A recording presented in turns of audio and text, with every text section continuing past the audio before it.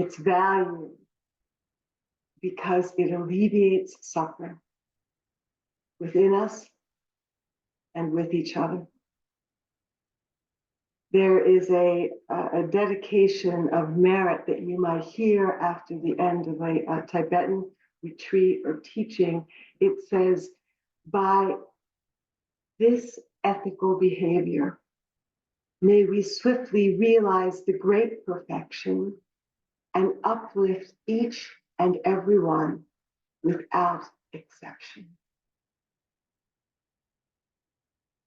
Everyone without exception.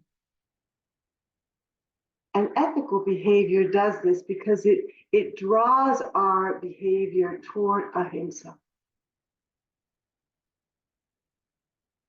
non-harm.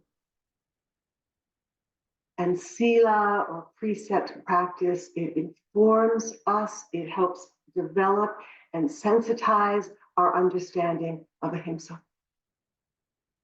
Precept practice is on the cushion and off the cushion.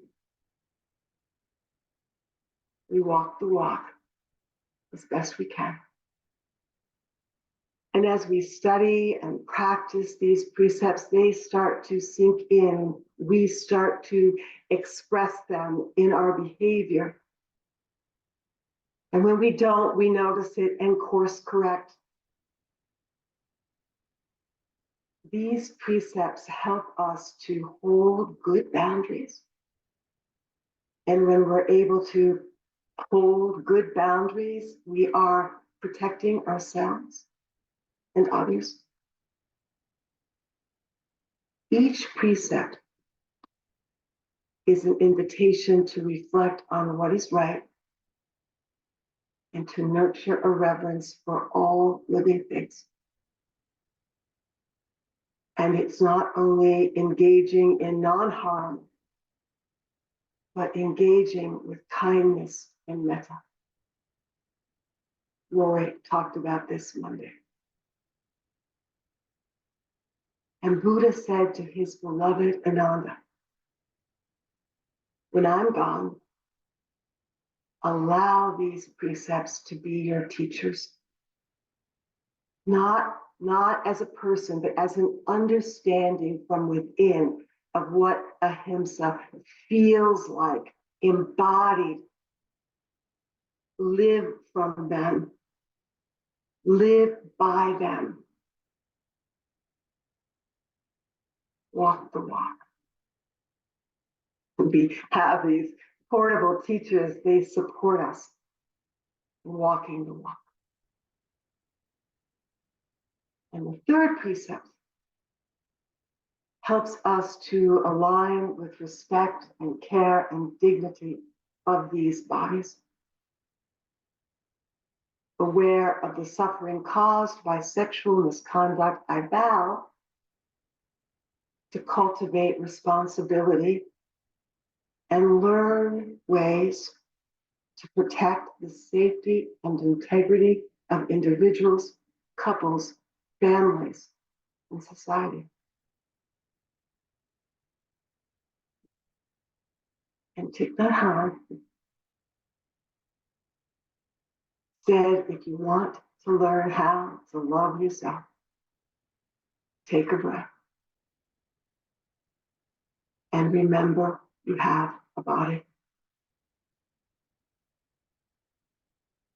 In Buddhist tradition, he says, we speak of oneness of the body and mind. Whatever happens in the body happens in the mind. The sanity of the body is the sanity of the mind. And the violation of the body is a violation of the mind. For me, and maybe it's true for you too, the precept practice really can point to the edges that are challenging, where maybe we need a little more kindness, maybe a little more generosity, maybe we need to be a little more honest here. Maybe a little more strength or discipline. Sort of inquiries.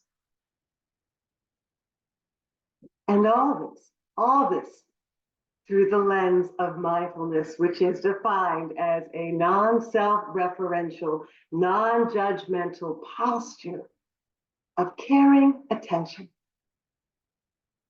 looking at ourselves as if through the lens of a beneficial presence. In precept practice, we can come face to face with our wounds, with our shadows, with rougher energies, our hurts and scars. And when these wounds haven't been metabolized, we can continue to suffer. We experience them in the bodies. And we can cause additional harm out of this suffering that hasn't been metabolized to ourselves and to each other. We may use different strategies to find comfort and security. And some are skillful. Often they're not. So when we cause harm, minor or significant, it can be so subtle in ourselves and in the world, but we're not ethical within ourselves.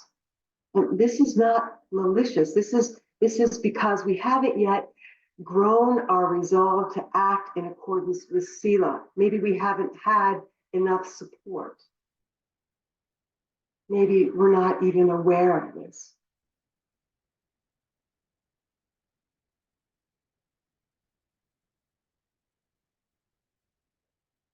I want to share a story with you.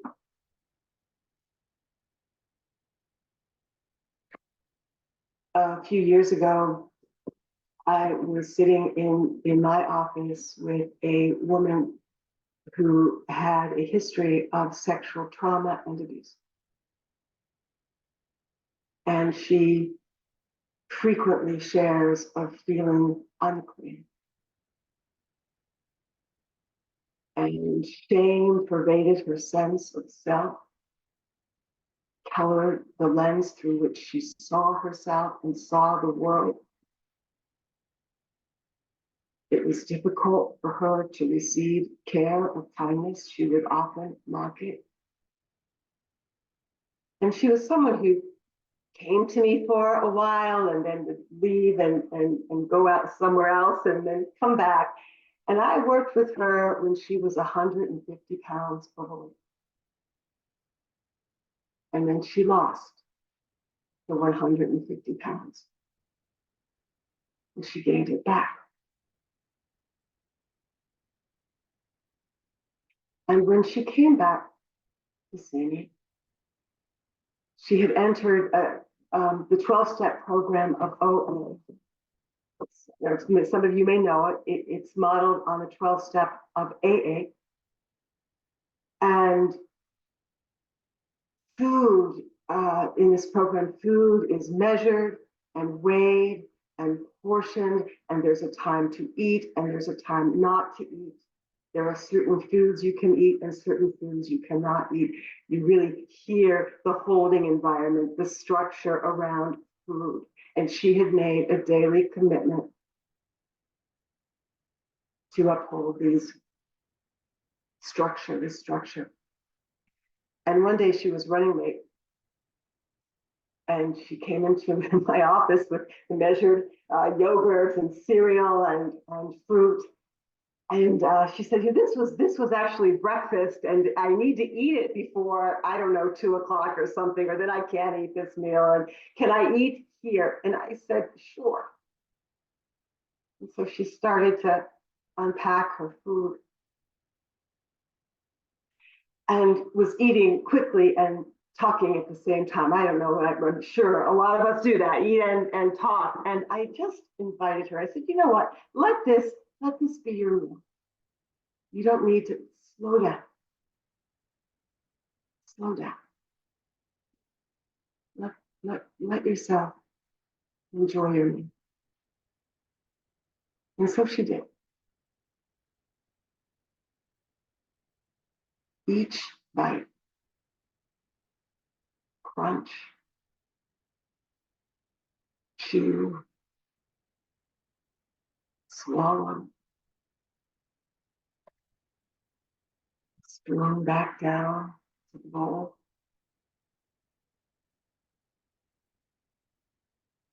Maybe some of you have been on retreat. People may eat like that very mindfully, slowly.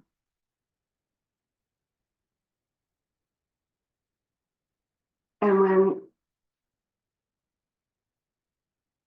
she started to come to the end of her meal, tears came down her cheek. Audio is quite.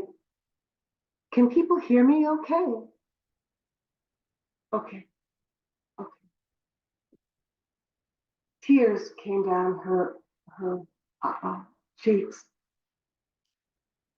And she packed her food. And then she started to sob.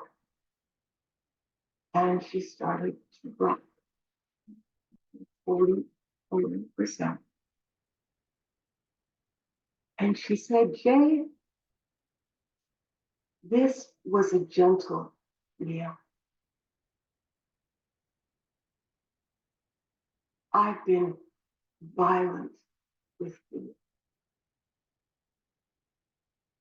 And she saw.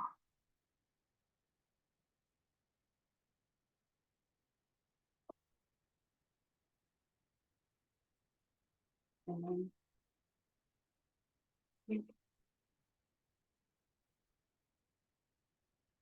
this afternoon or this experience was a glimpse of how something like eating, which of course we need, it nurtures us. We can't survive without it. But it had become, well, it was a source probably initially of comfort, of soothing, became something that was harmful. And a way that she was using it hurt her. She was unable to steward her wants and hungers, unable to feel satisfied. Does that sound familiar?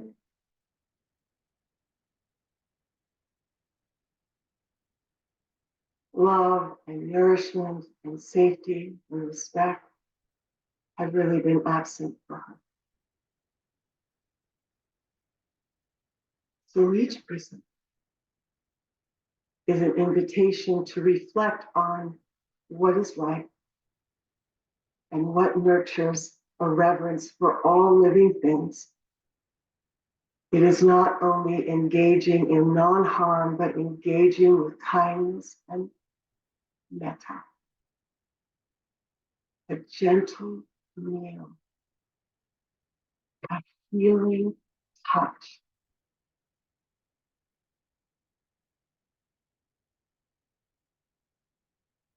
So asking each of us, what supports this in us?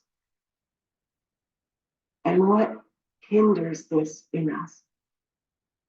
And let that be really just a heartfelt inquiry.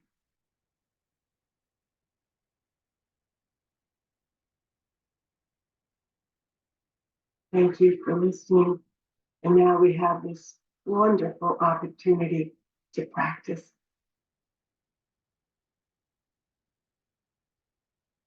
Now, let's take some time to listen to what the body needs.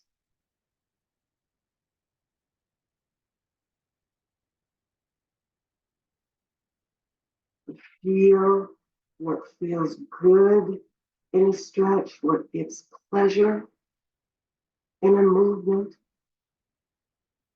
maybe savoring what supports flexibility and pleasure.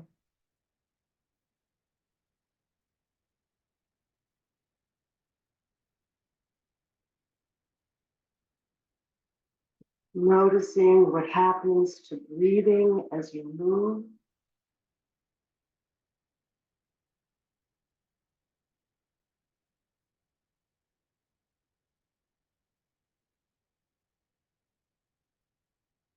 Oh, maybe the hands, the wrists,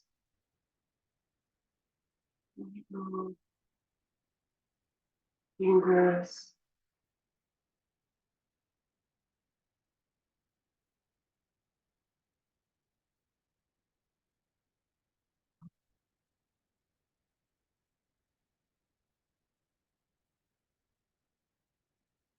Oh, maybe a sway.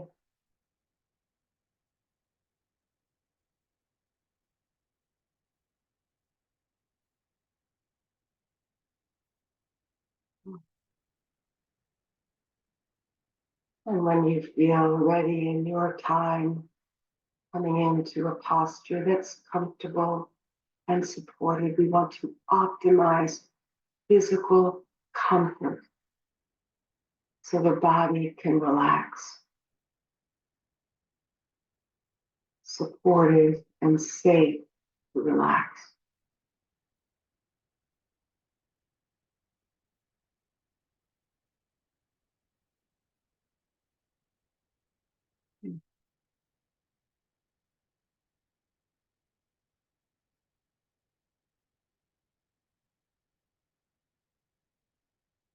Helpful taking some deeper, longer, slower breaths.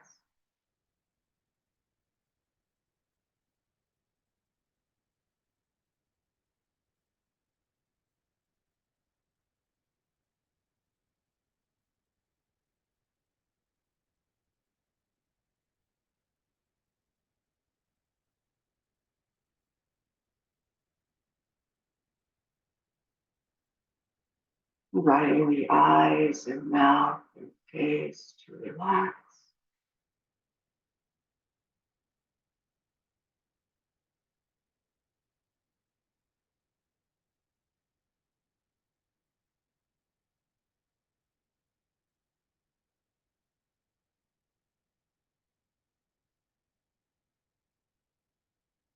Kindly invite any tight graspings or grippings. Relax and unwind.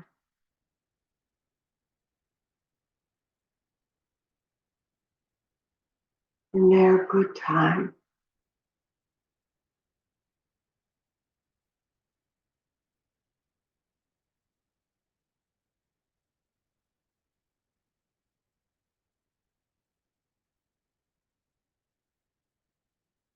And allow yourself to feel any places where there is physical contact with the floor, with the chair. And allowing those places to saturate awareness, feeling for the stability and support.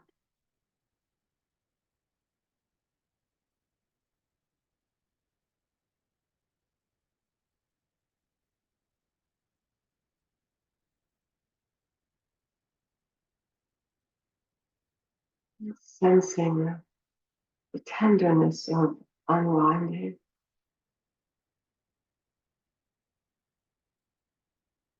However it is for you.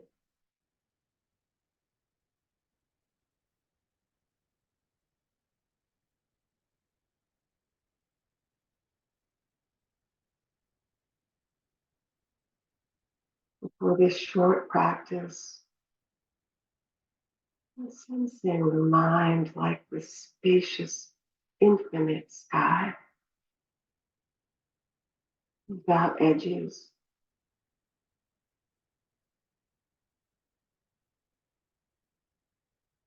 beyond directions.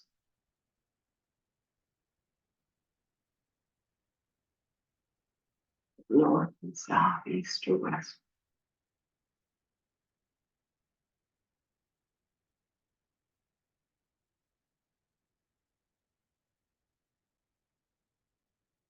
Spacious mind,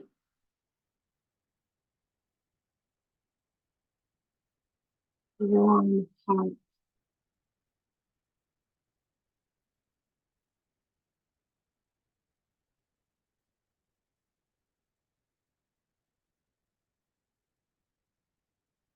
kind eyes.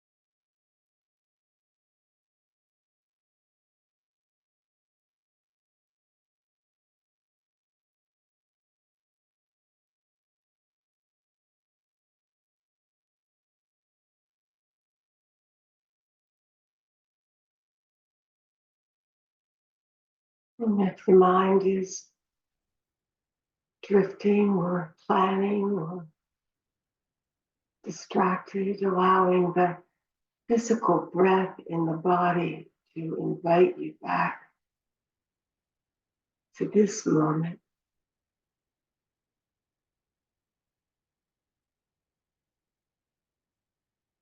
Every breath, in every breath, every cell breathes.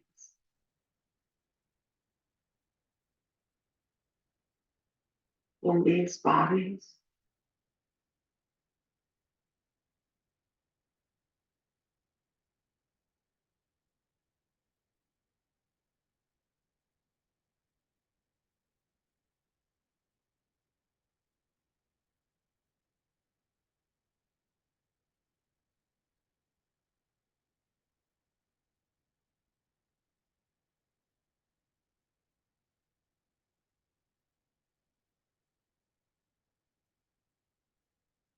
What a gift.